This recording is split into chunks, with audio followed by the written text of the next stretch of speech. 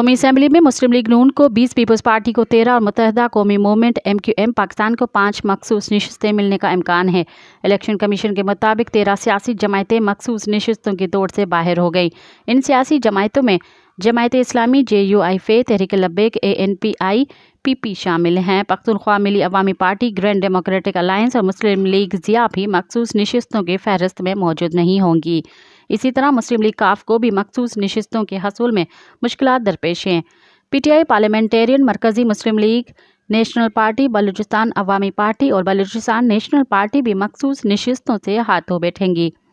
दूसरी तरफ पाकिस्तान तहरीक इंसाफ PTI की 27 मखसूस नशिस्तों का मुस्तकबिल इलेक्शन कमीशन के हाथ में है। मज़ीद ख़बरनि ऐं तफ़सीलात लाइ विज़िट कयो असांजी वेबसाइट www.awamiNewsHD.com ऐं ॾिसंदा रहो अवामी न्यूज़ HD।